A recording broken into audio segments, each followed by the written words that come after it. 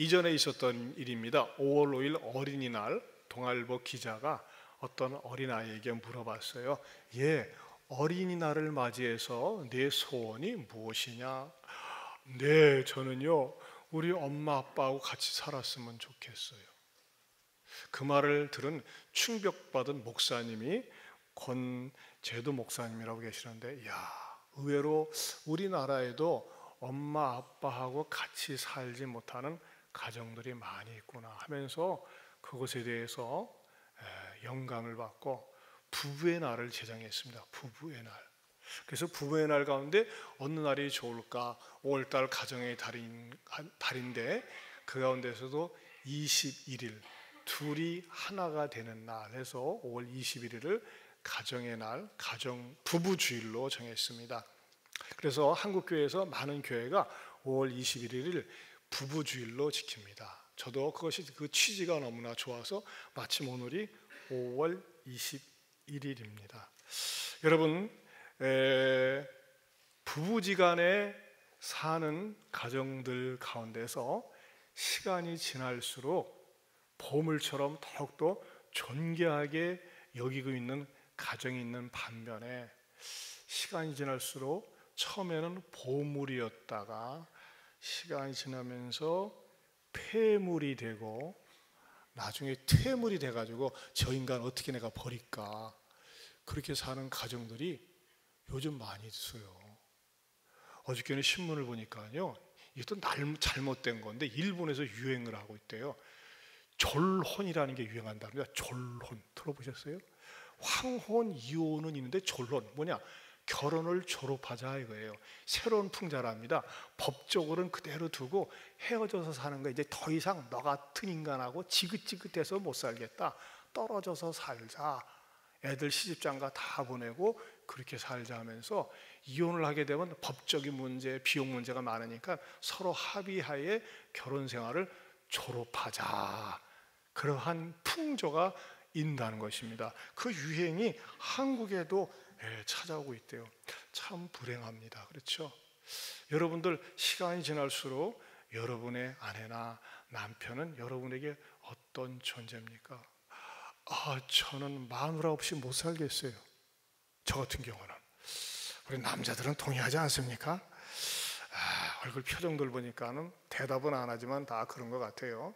근데 여러분, 하나님 다음으로 소중한 관계가 아내요 남편이라고 생각이 됩니다.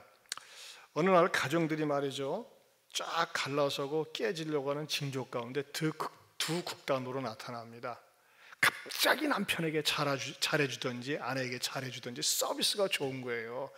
뭔가 꿍꿍이 속이 있어서 미안하니까 죄송하니까 그런 경우가 있겠고, 창을 싹 잘라버리려고 싸납게 하고 포악하게 하면서 거칠어지는 경우가 있다는 것입니다. 처음에는 남이었어요. 부부가 만나기 전에는 남이었는데 끌려지니까 남에서 아자를 떼어내고 님이 됩니다. 그리고 님이 되었는데 실직 나니까 또 남이 되려고 하는 이러한 현상들이 우리 사회에 있다고 하는 것입니다. 우리가 가정의 달을 보내면서 제가 기독교 가정사역연구소의 자료를 참고로 해가지고 행복한 가정 10개가 무엇인가, 여러분 10계명밖에 없다는 것을 감사해야 돼요. 만약에 하나님께서 10계명 이외에 많은 계명을 주셨다면 우리는 감당 못할 겁니다. 여러분, 한 가정에서 진주, 값비싼 진주를 잃어버렸을 때 그것을 찾기 위해서는 막상 무엇이 필요할까요? 하찮아 보이는 양초 하나를 키면 된다, 그런 말이 있습니다. 부부 사이의 사랑은 비싼 진주와 같습니다. 다이아몬드와 같습니다. 근데 이것을 종종 이 귀한 사랑을 잃어버리는 경우가 있어요. 근데 이것을 찾는 데는 말이죠, 복잡하거나 어렵지 않습니다. 어둠 가운데서 우왕좌왕할 필요가 없습니다. 이 간단한 성경적인 원리를 찾아서 딱 비추면 가정이 회복된다고 하는 것입니다. 그 10가지 행복한 가정 10개 가운데 첫 번째가 뭐냐? 결혼 생활에 목표를 가지라는 것입니다. 여러분, 의외로 많은 가정들이 결혼 생활에 목표가 없는 가정이 있어요. 여러분, 어느 것도요 겨냥하지 않으면 아무것도 명중시킬 수 없다는 말이 있습니다. 결혼 생활의 비극은 그냥 좋아서 끌리니까 시집가고 장가가는 거지 뭐 무슨 목표야, 그렇게 생각하는 사람들이 있어요. 그런데 많은 사람들이 목표가 없다 보니까 결혼한 사람이 되기 위해서 결혼합니다. 그렇기 때문에 결혼한 독신녀, 결혼한 독신남이 의외로 많습니다. 그리고 결혼하면서 한 가정에 살면서 의외로 고독하고 외롭게 삽니다. 그저 남자들 같은 경우는 하숙생처럼 살거나 여자들 같은 경우는 하숙생 주인 아줌마처럼 지내는 경우가 있다는 거예요. 어떤 분들은 결혼에 대해서 요즘 처녀 총각들이 아예 생각도 없거나 안 하려고 하는 경우가 있어요. 그럴 때 그냥 냅둬버렸으면 되겠어요. 그냥 냅둬요 그냥. 자꾸 결혼해라, 짝꿍 찾아라 스트레스 주지 말고 그냥 내버려 두면은 때가 되면은 뭐 나이 50이 돼서 가든지 60이 돼서 가든지 가지 않겠어요? 그러나 계속 기도해주고 하면 때가 되면은 반드시 파트너를, 배우자를 만날 수가 있습니다. 괜히 강제적으로 불행하게 연결시켜져 가지고 강제적으로 결혼하게 되면요, 요즘은 이 젊은이들이 굉장히 주관이 뚜렷해 가지고 쉽게 헤어지고 그러기 때문에 그 책임을 갖다가 부모에게 떠넘길 수 있습니다. 그러나 결혼을 하려고 할 때는요 목표가 있어야 돼요. 이 고린도전서 9장 26절에도 이렇게 말씀하고 있습니다. 같이 볼까요? 다름질하기를 향방 없는 것 같이 아니하며 싸우기를 허공을 치는 것 같이 하지 말라 그랬어요. 여러분 목표를 가져야 되는데 어떤 목표를 가져야 될까요? 결혼을 하였거나 재혼을 하였거나 또는 말이죠, 이런 분들은 나는 오늘 괜히 공치겠네, 혼자 사는데 외로운데. 안 해요. 여러분이 자녀들이 있잖아요. 이걸 가르쳐주고 자꾸 보여줘야 됩니다. 또 우리가 알고 있어야 돼요. 자, 결혼을 하면서 어떤 목표가 좋습니까? 서로가 지지해줘야 돼. 지지해줘야 돼요.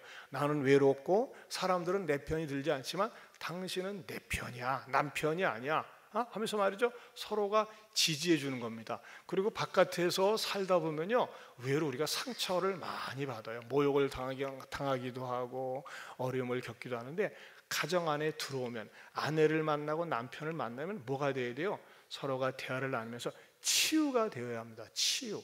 그렇죠. 누구도 치유해 줄 수 없는 것을 가정 속에 들어와서 치유가 되어야 한다는 것입니다. 그리고 이 가정이 내가 혼자 살 때와는 달리 같이 더불어 결혼 생활을 하면서 무엇에 목표를 두어야 할까요? 성장해야 합니다. 혼자 살 때와는 달리 서로 다듬어지고 연마되어지면서 성장하는 목표. 그래서 가정 속에 이건 아름다운 목표 같아요. 따라서 합시다. 지지, 치유, 성장. 자, 지지와 치유와 성장이 있는 가정들은 어떻습니까? 남편이 존재함으로 아내는 지속적인 든든함을 갖습니다. 그리고 아내가 존재함으로 인해서 남편은 참된 안정을 맛볼 수 있도록 해야 된다는 것입니다. 그리고 두 번째로, 결혼 전에는 눈을 떠라. 그러나 결혼 후에는 한눈을 감아라. 여러분 결혼 전에는요 장점만 보입니다. 매력적인 것만 보여요. 좋은 것만 보입니다. 그래서 끌리는 거 아니겠습니까? 왜? 한눈에 반했다 그러잖아요. 한눈에 반합니다. 그러나 한 지붕에서 살다 보면 여러 가지 단점과 약점이 드러납니다. 멀리서 산을 보면요 숲이 아름답고 좋지 않습니까? 그러나 말이죠, 숲 가까이 들어가 보세요. 벌레도 있고 길나지 않은 데는 말이죠 거미줄도 있고 잡풀도 있고 엉겅퀴도 있어요. 그러나 그 길을 만들려고 하면 어떻게 됩니까? 어려운 난관이 있는 거예요. 결혼 생활에도 길을 헤쳐나가려고 하면요 장애물이나 어려움이 있습니다. 그것을 어떻게 됩니까? 헤쳐나갈 줄 알아야 됩니다. 그래서 숲도 보고 나무도 볼 줄 알아야 된다는 것입니다. 결혼 전에는 눈을 떠야 돼요. 뜨고서 말이죠 어떻게 됩니까? 상대방의 약점이 무엇인가, 단점은 무엇인가, 내가 그 약점과 단점을 커버할 수 있는가, 문제를 덮을 수 있는가, 그것까지 발견해야 돼요. 근데 전부 좋은 것만 보여.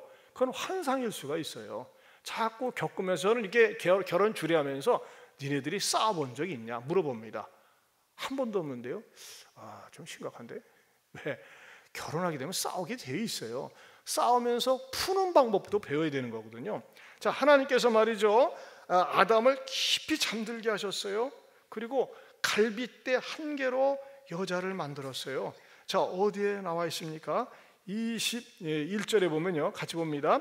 여호와 하나님이 아담을 어떻게 깊이 잠들게 하시니 잠들매 그가 그 갈빗대 하나를 가지고 살로 대신 채우시고. 우리 하나님은 이러고 보면 최초의 정형 외과 의사십니다. 무슨 마취를 했을까요? 수면 마취. 수면 마취를 해가지고 갈빗대를 하나 쫙 뽑았어요. 여러분, 아무리 수술을 잘해도요, 수술 깨고 나면 막 통증이라는 게 있어요. 마취가 깨니까. 근데 아담이 딱 일어나는데 아프지는 않고 뭔가 허전해. 보니까 뭐예요? 허전해서 딱 보니까 내 앞에 여자가 있는 거야. 이 갈빗대 하나로 여자를 만들고 나서 뭐라고 얘기합니까? 23절 시작. 아담이 이르되 뼈 중에 뼈요 살 중에 살이라. 이것을 남자에게서 취하였은즉 여자라 부리라 하니라. 이야, 기가 막힌 시입니다. 뼈 중에 뼈요 살 중에 살이라 그랬어요. 자, 우리가 결혼의 배필을 찾을 때는 두 눈을 뜨고 열심히 찾아야 됩니다. 찾을 뿐만 아니라 저 사람하고 나하고 기호가 맞는지, 수준이 맞는지. 무엇보다도 제가 제일 중요한 건요, 용서하고 제가 경험한 거는 신앙보다는 성품이 중요한 것 같더라고요. 신앙이라는 건요, 얼마든지 위장이 가능해. 여자를 꼬시기 위해서 교회 생활을 열심히 잘하고 여자를 딱 선하게 낚아챈 다음에 교회 떠나는 친구들이 있더라고요. 아주 위험한 잠재적인 위협적인 놈입니다. 왜 여자를 꼬시기 위해서. 근데 여러분, 이 성품과 한번 부딪혀 봐야 돼요. 성품을. 이 성품은요, 태생적인 거기 때문에 잘 바뀌어지지가 않습니다. 그리고 그 성품을 내가 수용할 수 있는지, 받아들일 수 있는지, 이것을 찾아야 됩니다. 그래, 결혼 전에는 말이죠, 두 눈을 크게 뜨고 문제점은 없는가, 저 문제를 안고 살 수 있는가. 저는 말이죠, 26살에 대학을 가고 28살에 장가를 가지 않았습니까? 제 아내에게 프로포즈 했을 때 제 아내가 홀라당 넘어왔어요. 지금 만약에 내 딸이 그런 상태인데 어떤 놈이 나타나서 프로포즈를 한다, 안 줄 것 같아요. 근데 저는 그때 물론 제가 분명한 목적의식이 있었어요. 나는 신학을 할 거고 주의 종의 길을 갈 건데, 당신에게 그래서 제 아내한테서 당신이 고생의 길을 갈 수가 있겠느냐. 저는 처음부터 화려한 거 얘기하지 않았어요. 현직 대학생, 아무것도 없음. 그러나 주의를 하고 싶은. 근데 당신은 기도하는 거 보고 하나님을 뜨겁게 사랑하는 거 보니까 목회자 아내로서 나는 좋은 것 같다, 이렇게 딱 얘기하니까 그 말에 홀딱 반했다는 거예요. 아무것도 없는데 쥐뿔도 개뿔도 아무것도 없었어요. 그런데도 단순하게 반해가지고 이렇게 우리 김단순 씨가 저랑 사는데 얼마나 감사한지 모르겠어요. 자, 여러분, 결혼 전에는요, 내 약한 부분, 부족한 부분을 노골적으로 얘기해야 돼요. 감추면 안 돼요. 결혼하고 나서 사기당했네, 속았네, 그러면 어떻게 됩니까? 안 해요. 결혼하기 전에는 솔직히 턱 터놓고 단점과 약점을 얘기하고, 결혼한 후에는 어떻게 합니까? 장점에 눈을 뜨고 단점에 눈을 감아야 됩니다. 윙크가 여기서 나온 거예요. 윙크 왜 합니까?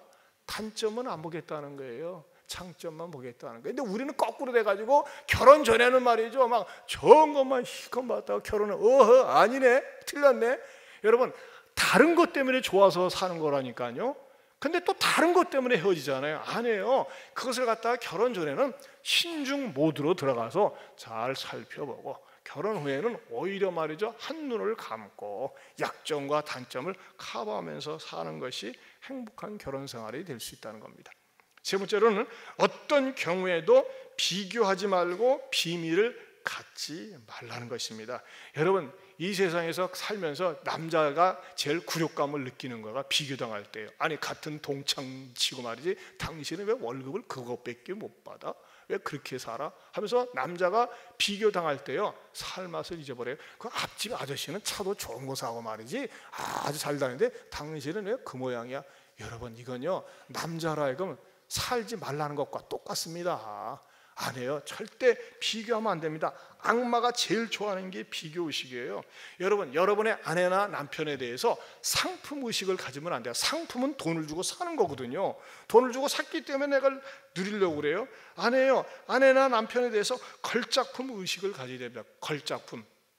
신보균이 작품하고 김홍도 작품하고요, 이거는 뭐예요? 걸작품이기 때문에 비교할 수가 없어요. 신보균이하고 이중섭이하고 김홍도하고 그 작품 자체로서 가치가 있는 거예요. 만약에 아내나 남편에 대해서 상품의식을 가지면 어떻게 됩니까? 상품이라고 하는 것은 내가 돈을 주고 지불했지만 시간이 지나면서 돈의 가치가 떨어지는 거예요. 그러다 보니까 뭐예요? 돈의 가치가 내 아내를 내가 샀다 이렇게 생각을 가지고 결혼 생활을 하니까는 다른 여자도 사고 다른 남자도 살려고 하는 거 아니겠어요? 그게 매춘 의식 아닙니까? 그러나 걸작품 의식을 가져보세요. 걸작품 의식을 가지면 뭐예요? 이 세상에서 가장 소중한 사람이다라는 생각을 하면서 살 수밖에 없다는 것입니다. 여러분, 부부지간에 중요한 신뢰를 싹트게 하는 가장 중요한 게 뭡니까? 비밀을 가져서는 안 됩니다. 오늘 25절을 보겠습니다. 시작. 아담과 그의 아내 두 사람이 벌거벗었으나 부끄러워하지 아니하니라. 여러분, 이 세상에서요 유일하게 남녀가 벌거벗을 수 있는 관계는 누굽니까? 부부지간입니다. 다 큰 아들이 엄마 앞에 벗을 수 있습니까? 다 큰 딸이 아빠 앞에 벗을 수 없어요. 근데 유일하게 부부지간에는 벗을 수가 있어요. 이것은 무엇을 가르쳐 줍니까? 부부끼리는 더 이상 비밀이 없어야 된다, 투명해야 된다는 것을 보여줍니다. 여러분, 부부는요 하늘처럼 맑고 투명해야 됩니다. 일단 결혼을 했으면요 과거는 묻지 마세요. 과거 묻지 마세요. 어떤 사람은요 옛날 사귀었던 남자 어땠어? 옛날 여자 어땠어? 자꾸 과거를 물어봐. 못난이에요. 과거 물어보면 안 돼요. 과거는 묻지 말고 과거는 덮어두고 결혼한 이후로 서로를 갖다가 맞춰가면서 소중히 여기게 됩니다. 여러분, 부부끼리 비밀이 많이 있는 거는요 헤어짐을 연습하는 거예요. 저는요 제 아내가 한 번씩 제 핸드폰을 갖고 가가지고 검열을 합니다. 쫙 봐요. 카톡이라든지 문자 이렇게 한 번씩 봐. 재밌나 봐. 근데 제 아내 거 핸드폰을 딱 갖다가 열어보려면 비밀번호가 있어. 그래서 비밀번호, 여보 나도 한 번씩 당신 핸드폰을 보고 싶은데 왜 당신은 비밀번호가 있냐고 물어보니까 당신 때문에 그런 게 아니라 그 다른 사람이 혹시 잊어버렸을 때 볼까봐 그런다고 그래요. 그래서 당신 비밀번호가 뭔데? 비밀번호도 쉬워요. 일부 때는 정직하게 얘기하는데 다 공개되면 몰라. 4444 똑같은 번호가 딱 나와 있어요. 딱 치면 돼요. 그러면 귀찮더라고요. 여러분, 쌍방간에 핸드폰 좀 보면 어때요? 무슨 비밀이 있겠어요? 자녀들도 저는요 부모가 때로는 봐야 된다고 생각됩니다. 어떤 여친하고 사귀는지 어떤 남친하고 사귀는지 부모가 알고 말이죠 서로가 기도해주고 그러는 거 아니겠어요? 여러분, 비밀 장부가 있으면 안 됩니다. 서로가 말이죠 알고 있어야 돼요. 남편이 하는 사업에 대해서 아내가 알아야 되고 아내의 직장 생활에 대해서 서로 아는 것이 필요합니다. 그래서 말이죠 서로가 만일에 어떤 일이 닥쳤을 때 말이죠 대비할 수 있어야 돼요. 전에 그런 분이 있었어요. 갑자기 남편이 뇌출혈로 탁 쓰러졌는데 아내는 아무것도 모르는 거야. 비밀번호도 모르고 뭣도 모르고 남편이 돈을 빌려줬는데 누구한테 빌려줬는지도 몰라. 누구만 살만 났습니까? 채무자들만 살만 났지. 그러면 안 돼요. 내가 누구한테 얼마 해주고 비밀번호 꼭 가르쳐주세요. 그래서 서로가 줘야 돼요. 만약에 서로 당신은 당신이고 나는 나다, 이건 좋은 거 아닙니다. 우리 어느 집사님이 우리 교회 와서 예수 믿고 회심하기 전에는 부부가 맞벌이했는데 돈 벌어가지고 옷 사는 재미로 샀대. 옷 사는 재미로 맨날 옷 사고 홈쇼핑 보면서 사고 그 재미로 샀대요. 근데 이제 예수 믿고 나서 회개한 다음에는 그것을 버렸노라, 그런 얘기가 있어요. 그렇게 또 했어요. 여러분, 그렇습니다. 부부지간에 말이죠 비교하지 말고, 따라서 비교하지 말고 비밀 갖지 말자. 우리 옆에 분들이 이렇게 합시다. 비밀번호 알려줄게요. 아내한테 남편한테 알려주셔야 돼요. 자, 그 다음에 네 번째로는 화를 내기보다 화가 난다고 이야기하고 화를 품은 채 잠자리에 들지 마라. 우리는요 버럭 화부터 내. 안 해요. 여보, 내가 이것 때문에 굉장히 화가 난다. 그걸 어떻게 싸우는 방법이에요. 싸우는 것도 순서가 있고 테크닉이라는 게 있어야 됩니다. 여러분, 이 세상 경기에도 타임아웃이 있잖아요. 타임아웃. 여러분, 부부싸움이 안 싸울 수가 없어요. 나는 이런 부부 보면요 좀 입이 벌어져요. 우리 부부는 결혼한 지 20년 되는데 한 번도 싸운 적이 없습니다. 제가 생각할 적에는 좀 모자라거나 무능하거나 그렇게 생각되는데, 여러분 어떻게 안 싸울 수 있습니까? 근데 안 싸웠대. 아무튼 골동품 부부예요. 골동품 부부. 아무튼 싸운 적이 없다니까 뭐 믿어줘야지. 여러분, 같은 어머니 뱃속에서 나오는 쌍둥이도 싸우는데 어떻게 다른 문화권 속에서 다른 환경 속에서 자라난 남녀가 안 싸울 수 있습니까? 싸울 수 있습니다. 그러나 여러분, 이 부부싸움에는 뭐가 있어야 되느냐? 타임아웃이 있어야 돼요. 이게 성경의 원리예요. 성경에서도요, 부부싸움이 존재한다는 것을 인정합니다. 말다툼을 인정해요. 그러나 뭐라고 얘기하고 있어요? 해가 지기 전까지만 싸우라는 거예요. 해가 진 후에 여러분, 분노를 품고 화합하지 않고 화목하지 않고 잠을 들어보세요. 그게 한이 되고 그게 악몽이 되고 그게 말이죠, 원한이 되는 거 아니겠어요? 그런 의미에서 어떻게 됩니까? 해가 지기 전까지 풀어야 됩니다. 특별히 여러분, 남성들이 여성들에게 폭력을 휘두르는 거, 이건요 굉장히 위험한 겁니다. 여자들은 늘 말씀드리지만 칼을 매일 한 번씩 만지고 삽니다.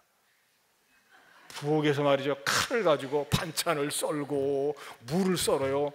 만약에 남편이 폭력을 휘둘렀다가 무 자를 때 그 새끼 머리 자르는 것 같을까요? 그러면 안 되죠. 절대 폭력을 휘둘러서는 안 됩니다. 때로는 싸울 수 있어요. 그러나 여러분, 어떤 부부는 그래요. 이런 부부도 있어요. 나는 한번 싸웠다면 말을 안 해버려. 말을 안 해. 일주일이건 한 달이건 몇 달이건 말을 안 하는데, 여러분, 그건 병 생기는 겁니다. 병 생겨요. 속병 생겨요. 속병. 말 안 하는 것을 자랑으로 삼지 마세요.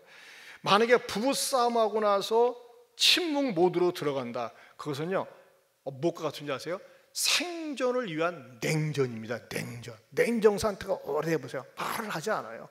그거는요 정말 우리 그런 말에 벙어리 냉가슴 앓는다고, 냉가슴을 앓으면서 한이 되고 원한이 되고 언젠가 폭발하면 더 무서운 곳으로 발전할 수 있습니다. 여러분, 싸우고 나면요 반드시 승리해야 돼. 이겨야 돼. 그럼 어떤 사람이 이기는 겁니까?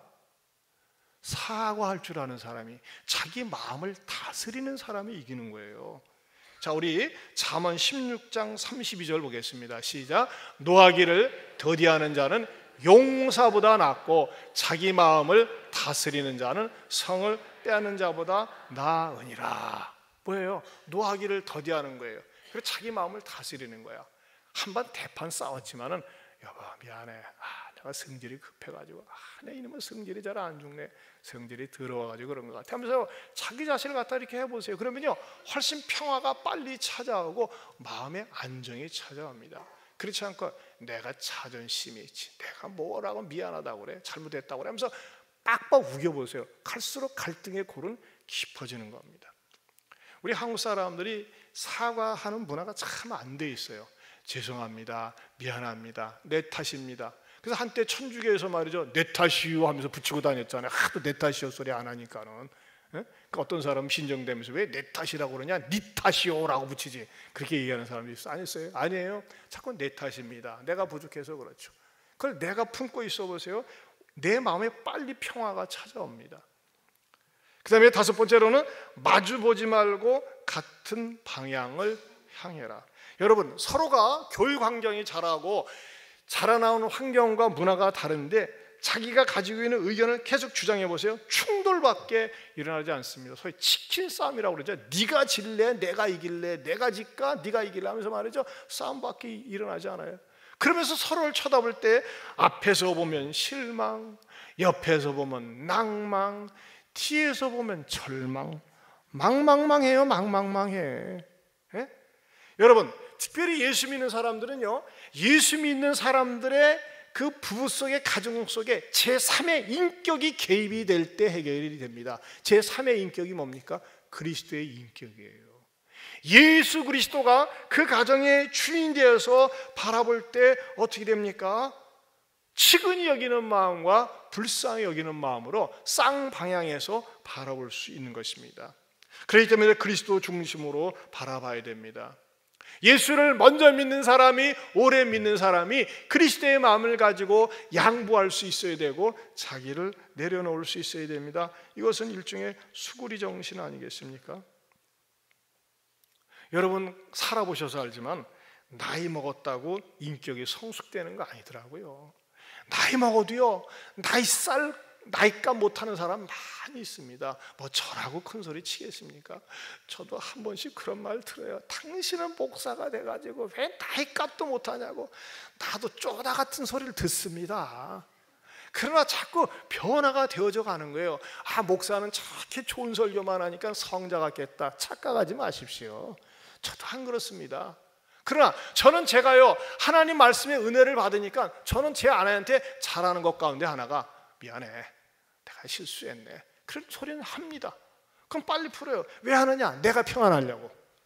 내가 꽁 하고 있으면 강대상에 설 수가 없거든. 그러니까 내가 사과하고 용서를 구합니다. 여러분, 여기에서 말이죠, 뭐가 있습니까? 성숙해져 가는 겁니다. 연약한 부분을 인정하고 관용하고 수용하는 마음이 있어요. 때로는 말이죠, 고집센 아내들이 사과하면 다야? 잘못했다고 하면 다야? 또 그 지랄 하면서 말이야. 좀 그러지 좀 마세요. 그거라도 안 하면 어떡하겠어요. 용서하고 수용하고 받아들이세요.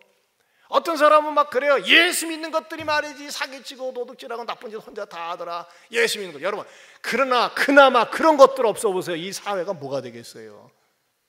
그나마 막 교도소만 드러날 참이에요. 아니에요. 여러분, 우리가 완전하게 변화가 되지는 않지만 점진적으로 하나님 앞에 나와서 예배드리고 말씀을 들을 때마다 내 탓이죠, 내 잘못이죠, 내 허물이죠, 이런 마음을 가질 수 있다는 거예요. 여러분, 예수의 영이 없는 사람은요, 그런 마음 자체를 갖지 않습니다. 남자가 그럴 수도 있지 뭐, 바람 필 수도 있지 뭐, 못된 짓 할 수도 있죠. 어쩔래? 나가! 이게 보통 남자라니까는. 싫으면 나가! 그래요. 아무것도 없으면서. 그러나 예수의 영이 있으면 그럴 수가 없어요. 하나님 말씀을 듣는 가운데 죽은 양심이 아니라 산 양심이 있기 때문에 기도하면서 깨지고 변화가 일어난 줄로 믿습니다. 여섯 번째로, 애정과 경제는 분리될 수 없다는 것입니다. 여러분, 돈을 감춰두거나 또는 아까도 말씀드렸습니다만 비밀번호를 알려주지 않는 것, 그건 좋은 거 아닙니다. 돈을 사용하는데도 부부가 하나가 되어야 됩니다. 물론 부부 중에 낭비벽이 심한 사람이 있어요. 이런 경우는 통제를 받아야 되죠. 하지만 부부가 맞벌이를 합니까? 아내가 남다른 수고를 합니까? 그거 인정해 줘야 됩니다. 돈이 애정의 척도가 되면요, 인격의 잣대도 될 수 있습니다. 여러분, 돈 잘 버는 남편과 돈을 많이 가져오는 남편이 훌륭한 인격입니까? 아닙니다. 대부분의 모든 남편들은요, 돈을 잘 벌어다 주고 싶어요. 그러나 사회적인 여건과 환경이 그러지 못할 때가 많이 있습니다. 여러분, 하지만요, 우리가 인생을 살아놓고 지난 날을 되돌이켜 보면요, 좋은 음식점에 가서 잘 먹고 잘 살았던 시절보다는 가난하고 어렵고 힘들었던 시절이 더 아련한 추억으로 남지 않습니까? 여러분, 때로는 인생을 살다 보면 힘들고 어려울 때도 있어요. 물질적으로 어려울 때도 있습니다. 여러분, 그 어려울 때는요, 전 인생의 추억이 되는 것입니다. 저는 제가 지금도 기억나는 것은, 제가 28살에 장가를 가고 난 다음에 제 아내가 사당동에 살고 저는 상도동에 있는 숭실대학교 다닐 때 늘 걸어 다녔었거든요. 그러면 제가 이제 학교 끝날 때쯤 되면은 아내한테 전화 걸어서 사당동 버스 정류장에서 만나자고 그래요. 그럼 거기서 말이죠, 그 가나안 제가에서 700원짜리 곰보빵을 사가지고 그걸 띄어서 먹으면서 오며 가면서 그게 그렇게 추억에 남아. 여러분, 상상만 해도 얼마나 아름답습니까? 700원짜리 곰보빵 띄어가지고 너 하나 먹고 나 하나 먹고 말이죠. 여러분, 그런 게 추억이 되는 거예요. 저는 제가 제가 결혼 주례할 때 너무 많이 혼수 장례하지 말아라. 여러분, 요즘 젊은이들이요, 낙이 없어요. 왜? 너무나 완벽하게 갖춰다 보면 심심한 거예요. 근데 여러분, 조금 혼수푼 장만하는 그 재미라는 게 얼마나 짭짤한가 옛날에 결혼한 분들 아시잖아요. 그래서 저는 이렇게 결혼 상담하면서 그렇게 합니다. 뭐 양가 부모에게 혼수품 다 해주지 말고 돈으로 주라고 그러고, 돈으로 줘가지고 잘 저금해 놨다가 필요할 때 뭐 집을 산다든지 뭐 꼭 필요한 때 살 수 있도록 그렇게 하라, 이렇게 권면을 하는데 대부분 듣지는 않습니다. 다 그냥 혼수품 이것저것 경쟁적으로 살려고 그러지. 하지만 여러분, 이것을 분명히 말씀드리고 싶어요. 물질이 행복의 척도는 아니라는 겁니다. 그래서 성경에서도 잠언 15장 17절에 이렇게 말씀합니다. 시작. 채소를 먹으며 서로 사랑하는 것이 살찐 소를 먹으며 서로 미워하는 것보다 낫다. 살찐 소를 먹어봤자 콜레스테롤만 늘어나고 그냥 싸움만 밖에 안 되는 거예요. 채소를 먹으면서도 서로 아껴주며 사는 거. 여러분, 때로는 가정적으로 위기와 어려움도요, 그것이 추억의 아름다운 장이 된다니까요. 그래서 빌립보서 4장 12절에 이렇게 말씀하고 있습니다. 시작. 나는 비천에 처할 줄도 알고 풍부에 처할 줄도 알아. 모든 일 곧 배부름과 배고픔과 풍부와 궁핍에도 처할 줄 아는 일체의 비결을 배웠노라. 일체의 비결을 배웠노라. 사골세빵 하다가 전세빵 하다가 내 집 마련하다가 여러분 그런 즐거움이 있어야 되는 거예요. 가난을 너무 두려워하지 마세요. 어려움을 두려워하지 마세요. 부부지간에 서로 신뢰해주고 믿어주면 되는 거예요. 그 다음에 7번째로 시작. 입술에 30초가 가슴에 30년 된다는 사실을 명심하라. 말 한마디가 행복을 가꾸어 줍니다. 여러분, 말 한마디가 사람을 죽이기도 하고 살리기도 합니다. 여러분, 너무나 직설적으로 독설적으로 이런 말 하는 분들, 익숙한 분들, 이거 자꾸 언어의 절제를 해야 돼요. 훈련을 해야 됩니다. 우리 잠언 15장 4절에 이렇게 말씀하고 있습니다. 시작. 올량한 혀는 생명나무라도 패리한 언어는 마음을 상하게 한다. 그렇죠? 특별히 우리가 아내나 남편에 대해서 칭찬을 많이 하세요. 칭찬은요, 돈 들지 않는 가정의 보약입니다. 비난하기는 쉽습니다. 비난은 배우지 않아도 가르쳐 주지 않아도 저절로 습득이 됩니다. 왜? 전염의 효과가 크기 때문에 그렇습니다. 남이 잘한다고 할 적에 내가 마음에 들지 않지만 칭찬을 하세요. 요즘 문재인 대통령 얼마나 잘하고 있습니까? 저는요, 우리 교회 와서 간증 집회를 했던 바른정당의 이혜훈 의원, 그건 똑똑한 분이거든요. 유승민 지지해가지고 오른팔이었죠. 근데 이번에 이혜훈 의원이 그렇게 말하는데 멋있더라고요. 문재인 대통령이 무섭대. 왜 무섭냐니까 너무나 잘하기 때문에. 참, 내 정당은 아니지만요, 이렇게 다른 정당이 대통령이 잘한다고 할 적에 인정하고 칭찬하는 거 얼마나 아름답습니까? 그러나 뭐 정당은 말이죠, 막 또 씹어. 그건 잘못된 거예요. 잘하는 건 잘하는 거예요. 여러분, 여러분의 아내나 남편에 대해서요, 자꾸 못마땅한 거, 마음에 안 드는 거 꼬집으려고 하지 말고 칭찬하면서 행복을 가꾸어 갈 수 있기를 축원합니다. 8번째로 침실의 성스러움을 잘 유지하라는 것입니다. 여러분, 부부가 말이죠, 가능한 한 최대한 한 침대에서 자는 것이 좋습니다.